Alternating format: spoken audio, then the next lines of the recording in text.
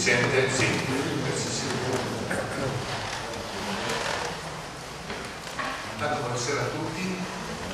Non è una bella serata su questo profilo, per me non lo è perché Vittorio Arrigoni era un mio caro amico e quindi è stata una giornata molto brutta da ieri notte, quando abbiamo capito che era in grave pericolo la sua vita, si è capito subito. Mi avete invitato a parlare di informazione e di democrazia e io lo farò partendo proprio da questo episodio, perché a suo modo è emblematico. Io non so cosa ne pensiate voi, però vi voglio offrire qualche oggetto, qualche elemento di riflessione. La prima notizia che è stata data era formulata così: Vittorio Arrigoni è stato, l'ho letto io su Repubblica Online, Vittorio Arrigoni è stato rapito da un gruppo salafita. Punto. E grosso modo è quello che hanno detto più o meno tutti durante la serata. C'era una rivendicazione di uno scambio di prigionieri, una richiesta al governo di Hamas, che come sapete controlla la striscia di Gaza, per liberare un numero imprecisato di prigionieri salafiti, 30 ore di tempo, al termine delle quali avevano annunciato Arrigoni sarebbe stato ucciso.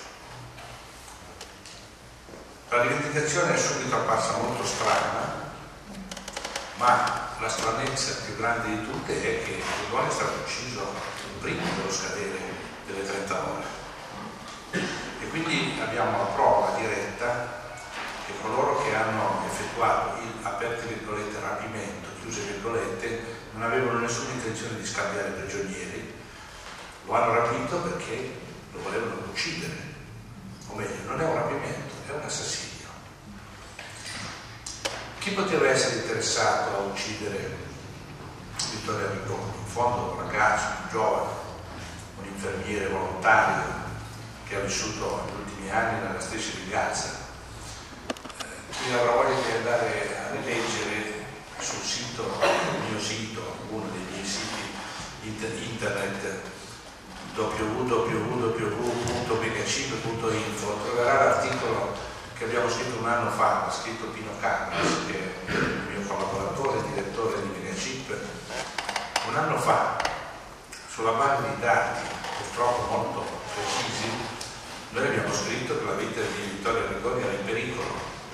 C'erano dei siti americani e israeliani che apertamente, indicando con nome e cognome, dicevano che bisognava uccidere Vittorio Arrigoni.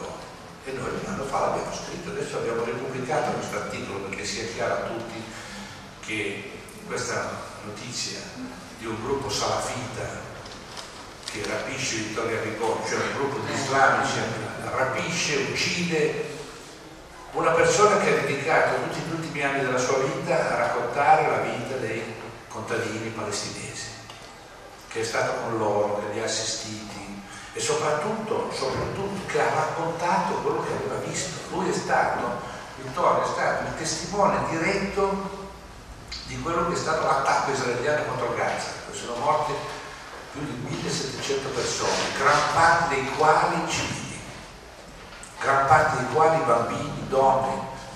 E Vittorio Arrigoni è stato, siccome là giornalisti non ce n'erano, è stato uno dei pochi che dall'interno raccontava, via internet, via i siti, via la radio, via il telefono, via le mail che scriveva, raccontava quello che vedeva. Per questo l'hanno ucciso, ma non hanno ucciso i salafiti, sicuramente. Hanno ucciso i servizi segreti israeliani o i servizi dell'esercito israeliano. Ma tutti in Italia, domani, dopodomani, non parlo di voi, tutti domani continueranno a tenere aperta la storia che è stato ucciso da degli islamici. Vedete come funziona l'informazione? Questo è proprio un classico esempio di come si costruisce una falsa informazione, che è quella che poi passerà, si ripeterà, verrà moltiplicata, verrà utilizzata, servirà. E voi capite con che astuzia con che astuzia si lavora per disinformare l'opinione pubblica. Poi non lo so qual è la vostra opinione, magari stasera ne discutiamo, ma vorrei che rifletteste a come si fa agevolmente breccia su milioni e milioni di persone, costruendo informazioni opportune perché la gente non capisca. Noi tutti siamo abituati a pensare, tutti lo siamo in qualche misura, abituati a pensare che ciò che leggiamo sui giornali e guardiamo la televisione sia più o meno la verità, magari abbiamo qualche dubbio, ma sostanzialmente pensiamo che quelli sono lì per dirci quello che succede. Ma non è così mai, da molto tempo. Il sistema, come cercherò di dimostrare questa sera, il sistema dell'informazione, non solo in Italia ma nel mondo, è costruito esattamente per l'opposto.